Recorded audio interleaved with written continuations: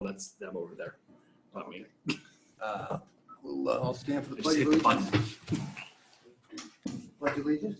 To the flag of the United States of America and to the republic for which it stands, one nation, under God, indivisible, with liberty and justice for all. Everybody's present, I guess, except Commissioner Larry. So we may see him in a little bit. So we can accept a motion to accept the waiver of the reading of the minutes. Last meeting, so moved by Commissioner Kelly. You're a second? I'll second that. Oh, yeah, I'll second it. All those in favor of accepting and approving the minutes from last meeting with a waiver? I'm going to abstain. Abstain. Motion passes 5-1. Review and approval of all bills and part-time deputies payroll. I move the approval of payroll warrant 2042 and corrections warrant 1978J. No, apparently there wasn't a third one on there. There's a third one there somewhere. It's just not on the agenda. Who has the, No, this is your folder. No, the stack of warrants that are usually on the table. They're right in there, aren't they? Okay. yes, Yeah, Oh, they're I right. got yes. them. Okay, I'm just afraid I'm going through your folder. There should be another number in there, Sally, I'm sorry. Payroll corrections, and there should be a regular.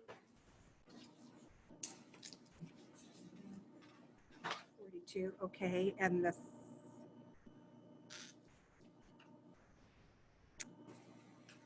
third one is not numbered.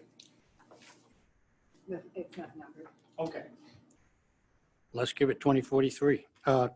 No, 20, We have 2042, so that's, that's payroll. okay. And I have to look back on last week. 1977. No, yeah, 1970, no, 2041, right? 2043 looks like. Is it corrections or payroll? No. No, it's just a regular, just didn't get put on the, You want me to use 2043? yes. Maybe 1978, something like that. Amended the motion including 2043. Yes, a motion amended to include warrant 2043 in addition to 2042 and 1978J. Seconded by Commissioner Roy. Any discussion? Chair. Commissioner Larry, and welcome. Thank you, Mr. Chair. CDW Government Incorporated voucher 2042. It's for $1,900. What was that again? Voucher number 2042. It's the first page after the summary. CDW Government Incorporated, $1,941. Just curious what that government thing is. I can answer it if Sure. you'd like. Those are the hard drives we have to replace on our server. So the CDW is like any consumer would buy from. CDWG is a government branch of it. Okay. That allows us to buy at a discounted rate. Okay. So our hard drives failed prior to Doug, so we had an outside vendor come in and change the orders. Thank you. Further questions? Is it the pleasure of the board to approve the bills, part-time deputy payroll? All those in favor? Those opposed? Motion carries 6-1. Reports, we're proceeding under reports. Anything going on with MCCA Nothing to report. and MCCA? Central Western Maine Workforce Board? Nothing. Nothing to report from the board. Administrators report. Okay, I don't have a lot to report on tonight, except for just, first thing I am going to do is introduce to you Doug Butler, who is our new IT director. He is already Welcome. doing some good things, getting familiarized with what we have and what we need, where we need to go. And is probably going to scare me with what we need to do, but he's also, we're impressed. And having said that, if he has to say anything more, why? I thought I would like to show up at the meeting and let you all see who I am, and if you have any questions for me, feel free to ask. But I'm glad to be here, and I'm very happy to be part of the team.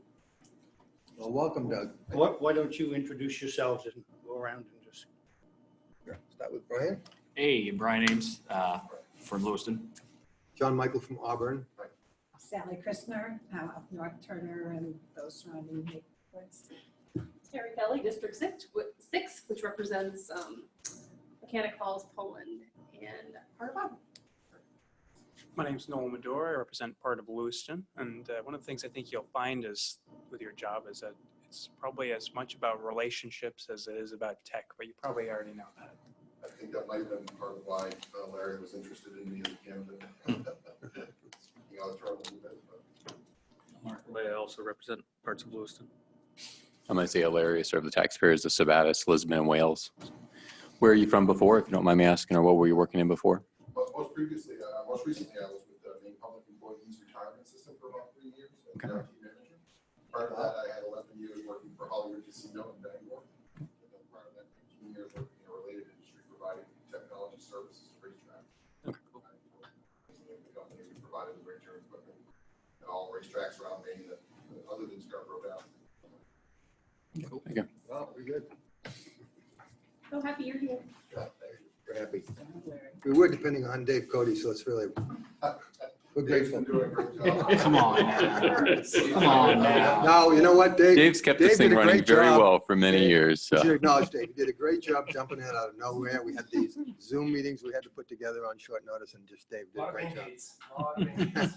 Dave kept all the back end of communications working on the, I remember seeing that closet that you had to deal with, and wow. Take over and Yeah, clean it right up yeah, and hey. do a lot more than what I ever could do. So I just like to echo that Dave's done a great job for being outside of his normal, comfort zone. Yeah. Working in technology, that can be daunting for anybody that's even spent a career in it. So it's just like I said, Dave's great work, given that it's add-on to his normal career. Amen. Can't wait to get back to the building. Well, we're having Doug take that over as well. We appreciate you. Well, thank you. Totally appreciate it. Further on, we're working on budgets, capital improvements. Final audits are supposed to be here this week.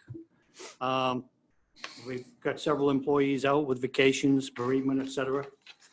We are continuing to move forward. As we look at all of the things that we need to do, we're moving forward one step at a time. Health insurance cost, I just recently got our health insurance is partly depending on our claims experience. And I remember the first two claims experience reports that I got when I got here was 110 and 115%. Anyway, the first quarter of this year was 81%. So that bodes well for future years. That's all I have at this point. Good. Questions for the administrator? If not, we'll proceed to comments from the public. Are there any comments from the public? Hearing none, we'll move to new business, approval of supervisory contract. Madam Vice Chair. On reading the changes to the collective bargaining agreement and reviewing the financials that were sent to us, I would like to make a motion that we approve the supervisory contract. Seconded to approve the supervisory contract. Before you do that, I just have one change that I want to, other than from the markup, on page 21, number 5, we added at the request of the AFSCME negotiator who reviewed this. We added for employees hired into a permanent position, said employee shall have 10 days after completion of their probationary period with which to join the union or sign a non-member waiver form. We didn't find that of any consequence. That just replaced the fact that they don't have have to join the union or pay dues if they don't, so. Right. Mr. Chair, Commissioner, so I heard you say it, but I just want to confirm, what you're saying is if someone joins, they do not have to join the union if they so choose. They just have to sign that waiver. That's correct. A closed shop, so to speak, where No, you have no, to be no. a member of the union to No, serve as a member. Done away with, that was removed by the Supreme Court last year. And so all that language went away. And I think I had requested the percentages, and I do not see those on there. What are the percent increases over the 3 years? I sent you earlier in the week or last week, the numbers. Yeah, there's no percentages on there, though. What I've got is a 4% increase, 4.01% increase across the board. Is that No, accurate? no, I don't believe it is. Would be the percent increase then? That's sort of why I asked for those numbers so that I can actually, because I'm not an accountant. I don't do that for a living, but I am trying to understand what, given that people are hurting right now financially and this economy is not going to do well, even though I wish it would help to know what kind of a raise we are looking at. This isn't a judgment of the value of the personnel. It's just the dollars and cents of how much we're actually raising money or not. I believe the second and third year is 3%, 20, 22 and 23.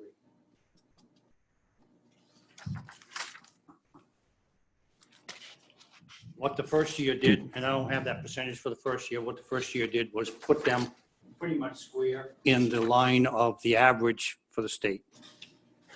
The 2020 amounts, Yes, those are already last year's or the current contract, correct?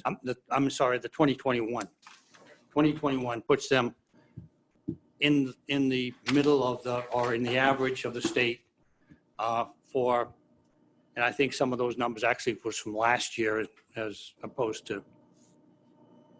But the numbers in that Excel table, the 2020 numbers are already in effect, are the contract that will expire, not the new contract, correct? Right. Okay, so going by the difference from that 2020, that seems to indicate to me that that is a 4% increase each year. And I'd welcome Commissioner Roy's expertise in much better than mine. Take out my calculator. Which one are you talking about? The assistant jail admin? I'm looking at the gross of all, or, well, sorry, I'm using probably the wrong term, but I'm looking at the sum of all. They actually looked at the exception. For 2020, we're looking at 268,471. Because they're in here already. Right. You know, Right. Now, all right, part of the problem is this. Part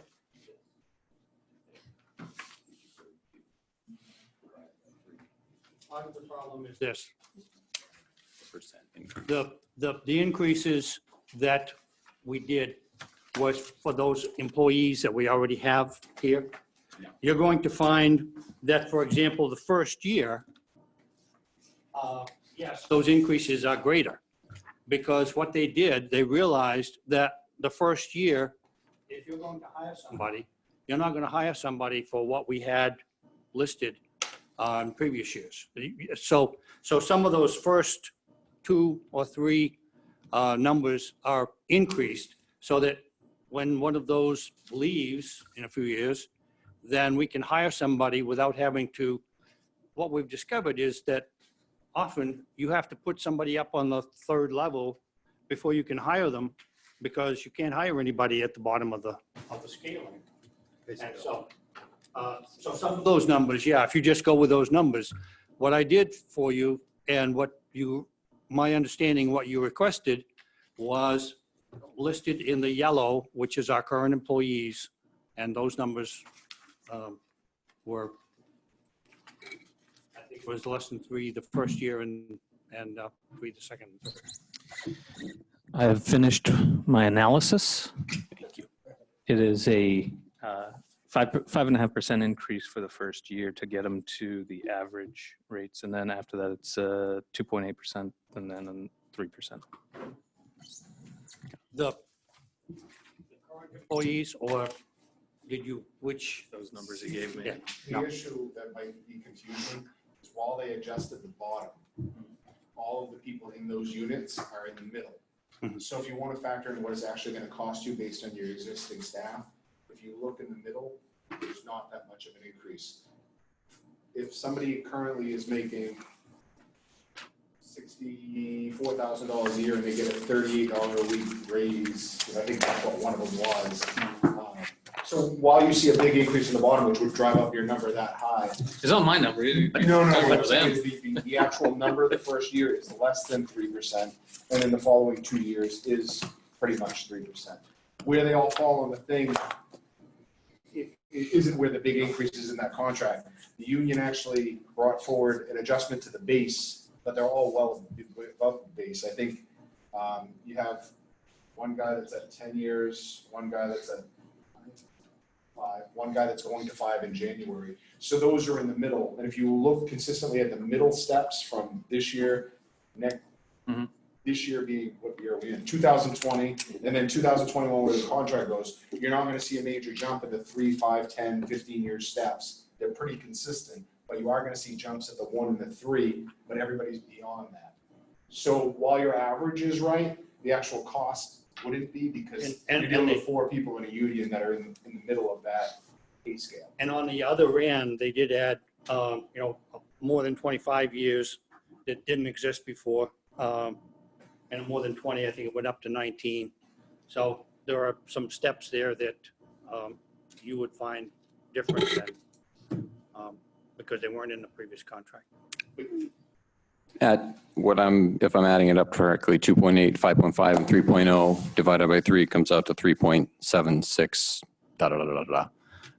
Keep carrying the 6 over to 7 over the 3 years.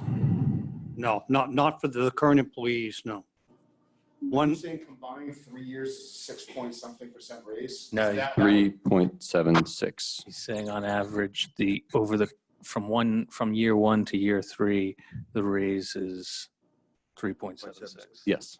If the numbers I think you said it was 5.5, 2.8, and 3.0.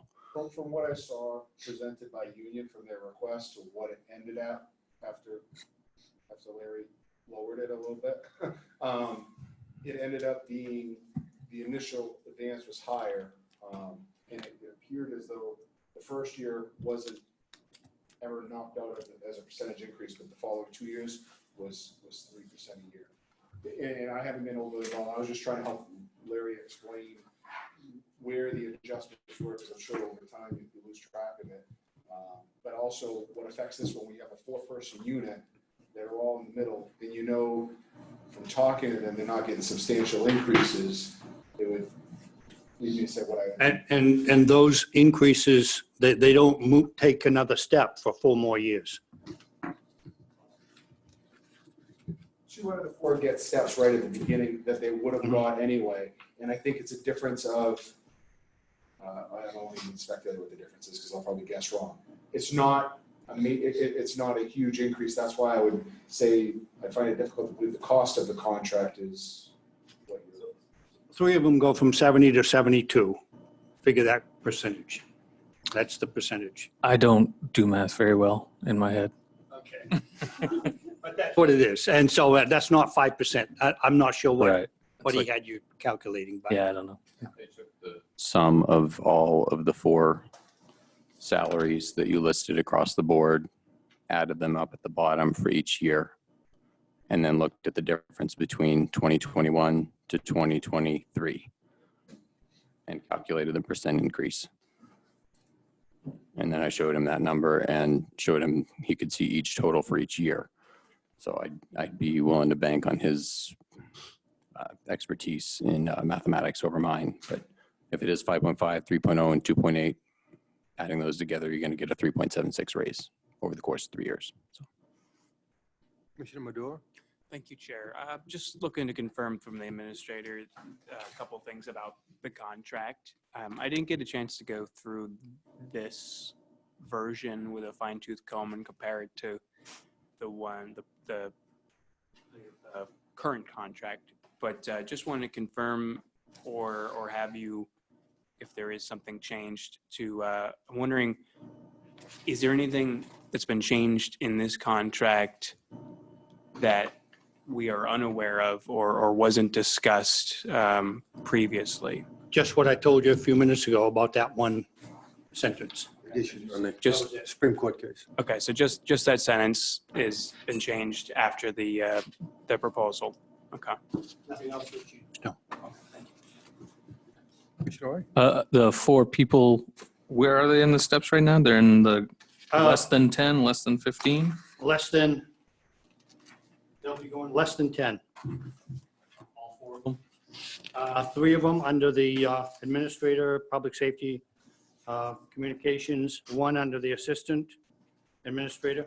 Yeah, okay. But they're all under at that less than 15 step? Well, less than 10. Okay. Yeah. Board ready for a vote? Commissioner Major? Just want to chime in. It seems like a fair proposal, and I think that I'm really appreciative that we have some high caliber individuals in these positions. And I think that this contract will protect us in the future if any of them become vacant for trying to find another qualified person. So I just want to express, at least from my opinion, that I think that this contract, while, to some extent, I'd like to pay some of them more, I think it's a really reasonable contract, and it's, us demonstrating that we appreciate their work here at Androscoggin County. Thank you. Commissioner Roy? Did we resolve the buyback of vacation time in this? That went back to 80%, yes. It went to What you- 80%. What you Already had. agreed to Yep, last thank time. you. Yep. And they agreed to that. So, ready for the vote? All those in favor of passing the contract, please raise your hand. All those opposed? Mr. Chair, I am opposed. I request the minutes to reflect that I am opposed based on a 3.76 apparent raise across the board in a time when many Mainers and Americans are hurting, and due to the fact that the commission never appointed anyone as a negotiation team. Thank you, Mr. Chair. Thank you. Can I ask who made that motion in second? I made the motion, Terry Kelly seconded.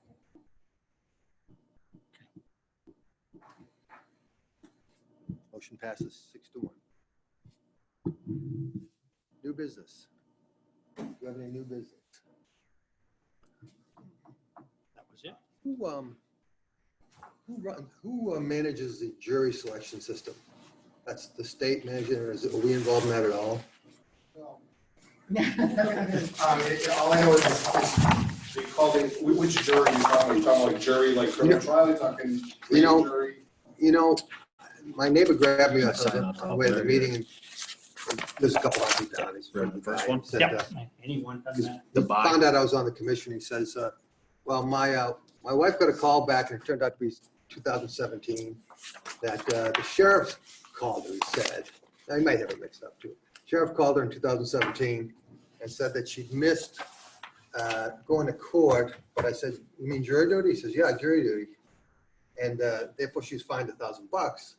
Well, there's those fraudulent things that go on Yep. like that, Yeah. but basically it's handled through the state, the clerk's office, and the judges make decisions to exempt people. Right, It's- so it's probably someone's- that Probably was- someone That was a scammed him. scam back then. Probably scammed him out of a grant. And knowing that you don't live in rural Maine, it wouldn't have been us, it would have been Auburn PD, I believe, in your instance. Right. So that would even tell me more that it was probably a scam. Please never send me jury duty. But it is done through the clerks of courts regardless, and then the court security kind of manages the people that are in it. And depending on the type of jury, and we don't have anything to do with court security, the state took that over back in the 90s, thankfully. Did you get both? Never paid us. Paid us. I was going to jail because I had the arts on. Nice. They call you yet about your car warranty? Oh, yeah. Once or twice. I sent my bank account information to the Nigerians as well. further discussion items? I have one question. Commissioner? Do our sheriff's deputies all have body cameras or, yes? That was just for my own. We did that 2 years ago, and actually going through the process, about the only comment that sticks with me that was made was, why do you need them now? Lewis and RMP don't have them yet. And that was made at the budget committee. And my response at the time was, why do we have to wait for Lewis and RMP to get it? And I got to tell you, not to get too much of a climate out there, in our experience, they've been extremely beneficial to, if there is complaints, civilians, it's usually summed up really quickly. And why we went forward with it, we needed a new system for our watch guards. Ours was crashing, so that was the time to, if you're gonna do all your cruiser cams, might as well do body cams at the same time. So we could have a big server and we wouldn't have to mix match equipment. So it was supported through the budget process to add them when we were replacing the watch guard system. But we had an incident in Wales where Monmouth PD had backed us up, and from the information we got out of the their body cameras for that incident, not only for us but for the family involved, it cleared up everything, because it was one of those deals where no matter who explained it or which officer or deputy explained it, it just didn't make sense until you actually watched the video. So that's when they kind of proved their worth with us. But we were also seeing not only increased staffing, increased incidents, the mental health issues out there, and some of the training we've been sending people to, whether it be de-escalation or advanced tactics. You want to make sure that a lot of those things are being used. When we're getting complaints about deputies or maybe issues with how a call was handled, it clears things up so quickly. Sometimes you get a parent, why was my daughter treated this way? And sometimes there's legitimate issues come in. But even knowing that the body camera, people have the cameras on, seems to at times be a deterrent to the people where we're dealing with. But I would say more often than not, it indicates the officer involved with some of the things that we've dealt with historically. So I think it was a timely investment.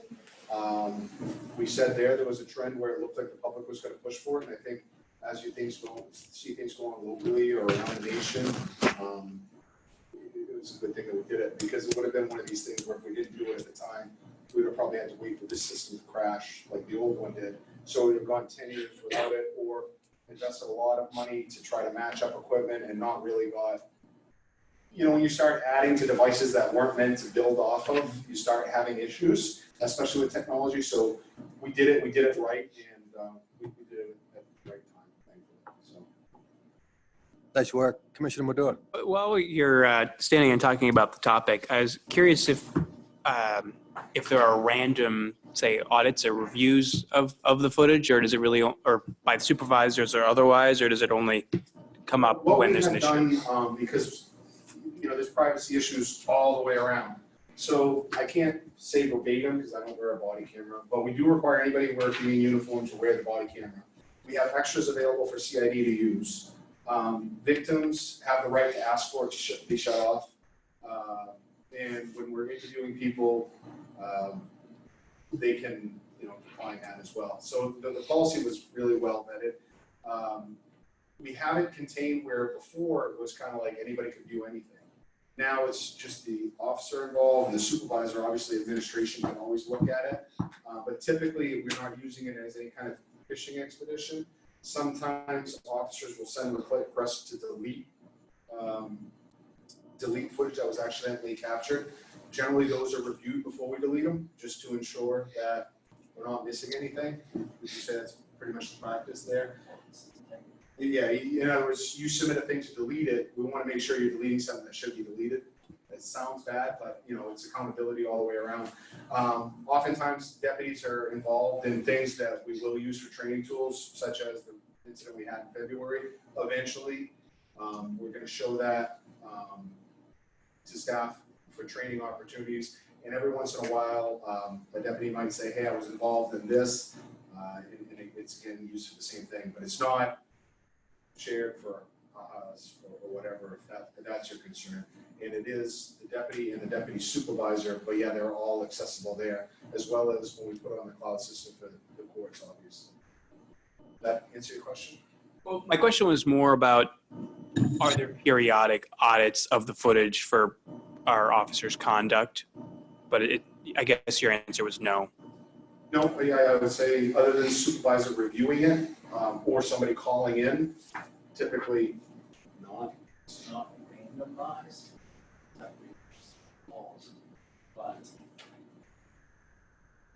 a lot of footage that is daily. But it's still not independently viewed, right? It's all internal. It's all internal. there's no member of administration that comes in to watch what they're doing, like Big Brother's watching. Mm. No, but when cases are being forwarded, I mean, those are looked at, whether it's by the supervisor or through the record system, and then obviously sent to court. But we're not randomly picking out, and I believe our policy says we won't do that. It's a tool we want to encourage people to use. We're an organization based on integrity and trust. The more trust we can have, not only within, but with the public, generally better service, and the more proactive people will be. So you don't want to have a policy that undermines, not only the basis of that or trying to motivate people in that way, but the integrity of the system. But there is checks and balances. If we get a complaint, if the supervisor sees something concerned, if you notice that somebody is participating in routine habits, that might be, like, hey, why are they always there? Or why is it always this section down? Different things, different triggers might want, call you to say, let's have a look at it. But all in all, it's not a practice of anybody on the administrative unit to come and just pick out random footage, car or body camera, and they're all synced together to see what they're doing during the course of the show. Just one last thing, I brought that up not as a concern, more as a curiosity. I don't see an issue with that, but it is a avenue for review that other police forces do use. But what I am hearing, though, makes me appreciative of that the resources that we use to buy the cameras, that the cameras are being used in an effective way. So I think that's great.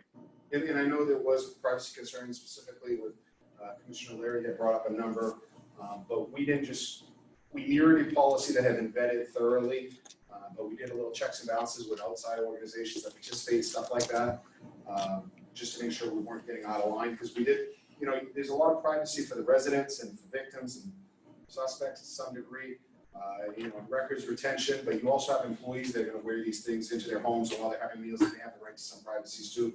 So we did, address some things through the policy to have those allowances, because they are wearing 12-hour shifts. They are reporting them, at their homes and things like that. I mean, some in the beginning were worried about bringing it into their house. So we had to not only set up the defaults, like how it would work, so it wouldn't just be recording all the time, but safeguards for the employees and the public as well. And after 6 months of tooling it, I'd have to say the majority are very, in the end, happy with it. Because it's been a, phew, thank God I had it. Thank God it caught that. And the technology is much better than the original. We used to lose a lot of voice recordings. You'd be wearing the old system, and it wouldn't pick up what was being said. It would pick up like loud noises, but you weren't, this is just, it's. Mr. Chair. Larry? In that vein, I understand the need for officers to have their privacy within their homes and within the families especially. Question in that order though, an officer can request to have footage deleted. It sounds like the officer is not able to do it themselves. Is that correct? Okay. And then the second question is, there's cameras all over the place nowadays. You see them on every street corner, it seems, every chunk of the highway.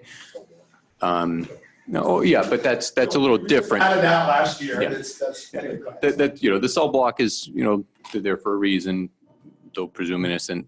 Unfortunately, there's a lot of pretrial, but that's an issue with the state, not so much the sheriff's office. I will clarify that. But with these cameras that are everywhere, do citizens have the right to get stuff deleted in that same vein? I highly doubt that. And is that footage kept forever? Is it kept for 6 months? Are you talking about McDonald's cameras or ours? I'm talking about the cameras that are basically, I'm not talking about McDonald's cameras, because that's you know, if I choose to go to McDonald's, it's my problem if I don't like a camera on me. I'm saying, Our system but- does purge events after 180 days. Okay. The ones where if I arrest you tonight in this video, Not- not only will we hold on to it, but it gets put in the cloud for the district attorney's office Yep. until you're prosecuted or adjudicated or whatever it Yep. is. So it stays there. Yeah. And it stays in their files at that point. Mm.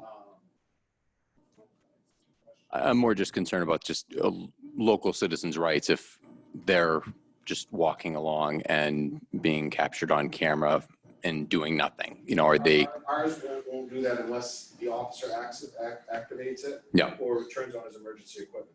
But So this, you turn on your emergency equipment, the cameras are on. When you're dealing with a victim, they can request not to be on there. But as far as just, if I drive by the road, it is capturing you, but unless I activate my lights within 30 seconds. Trigger. When you trigger an event, it goes back how far? No.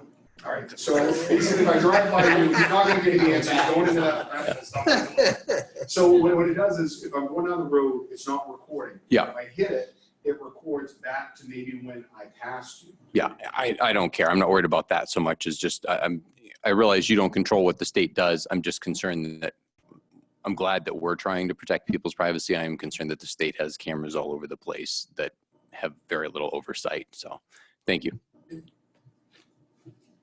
Sheriff, over by Mechanics Bank on Minot Avenue, I think that's Minot and Elm, there's a stop and go light. I know that the city sporadically puts it there because the close calls and the. No, not the camera. Oh. I'm just talking about the light. There's a flashing, bizarre flashing red Just to light. get there. your attention. Apparently it worked. Yeah, well, yeah, I'll say, I was hoping the riders would shoot it out when they came up to Maine, but I guess they didn't make it this far. No, that's one of those intersections where there's been a lot of accidents, and they've actually videoed it because when I was on the city council there, they showed all the close calls. I mean, you're sitting there and you're literally, because everybody runs the light. So I think they put those flashers in there because people were ignoring. Who did that? The flashers? Yeah, put that in there. I don't know who. Nobody wants to own up to it. By the way, technically, that's a flashing red light. You can stop and continue if you're in that lane. Think about it. You know, whatever. I just get stopped by the Mack truck going the other way. Yeah, that's right. Let us know how it works out for you. I will. Chair, we're still on discussion items, correct? Yes, sir. I would like to encourage the board to consider really shooting for a 2% increase in the budget this year. We are facing very tough times. I do not see a lot of money coming in. I was discussing with a city official that mentioned some of the impacts that are going to be coming through excise tax shortfalls and other things that are not, the money's just not going to be there.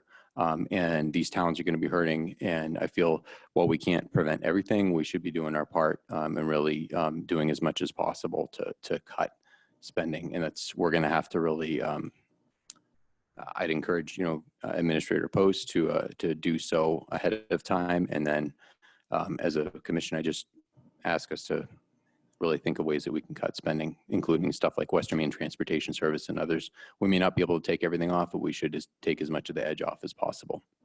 Thank you. Thank you, Commissioner. Any further discussion items? What's the next meeting look like agenda-wise? Pardon? What's the next meeting look like agenda-wise? Right at this very minute, very late, I'm looking at, we need to do something about my contract. Nope, that's not important. Nope. Other than that, We can defer that for a year. Okay. other than that, should be pretty late. July it usually is. Do we want to have a meeting next time? I mean, we're supposed to according to the bylaws, but we could suspend the bylaws. Want to have a meeting? I don't see the need if it's a light agenda. Is it? And it's 3 weeks from now too, right? Isn't it the 24th? It's 2 No, weeks. 17th. It is the 17th. 17th. No. I know Auburn did that with their second meeting for July this year and last year. And it's not in the bylaws, it's in the charter. So, Yeah, ours is a charter. yeah. So unless there's a reason to be here, I think, I understand that people think we should be here and go to the meetings, but I also am opposed to having gestures of being here just to say we showed up and somehow earned our money and such. So putting that idea out. Any other thoughts? Mr. Chair, I would just state that the bylaws require, there's a lot of things I don't like that the bylaws require that I have to follow and have to be threatened by. So I would just make the case that if that's good for one, it's good for another. We should all follow the bylaws unless we already had a vote to consider changing the meetings to once a month. I'm not talking about the value of it or the gesture. I'm just stating that the bylaws are what keep us as an orderly unit.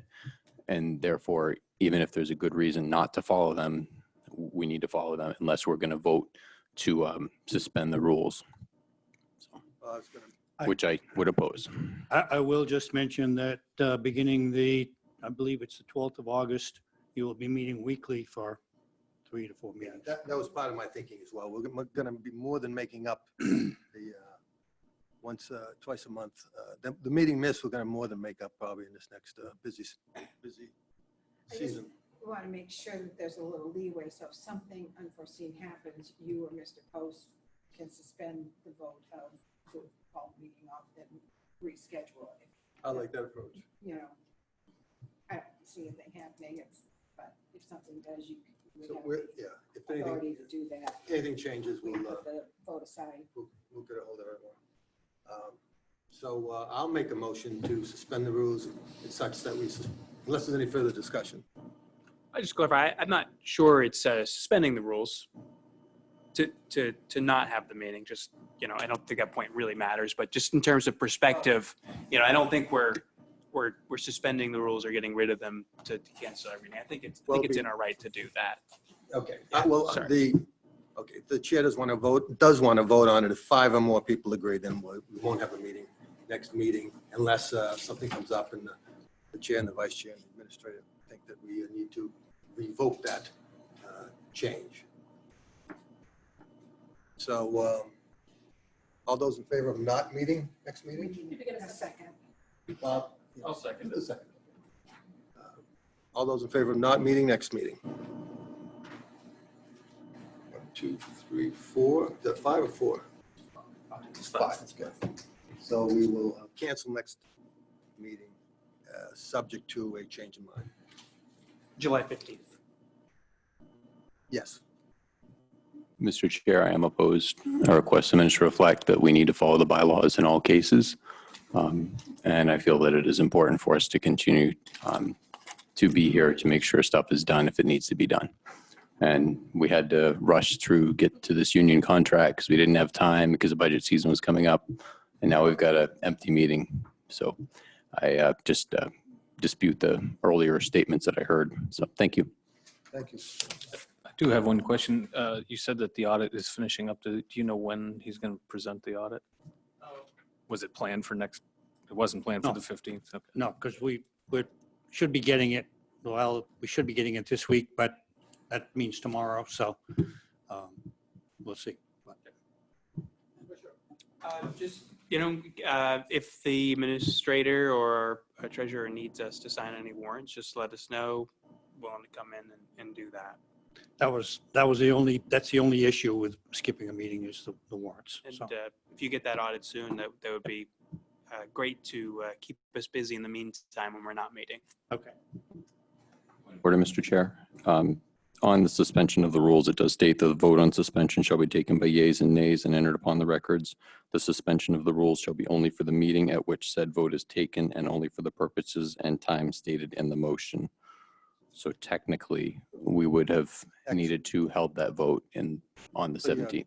Actually, Commissioner, I think we decided not to suspend the rules per the suggestion of Commissioner Madore, and we simply voted an advisory for the chair as to whether or not we wanted to have a meeting next meeting, which the chair will now not set unless needed.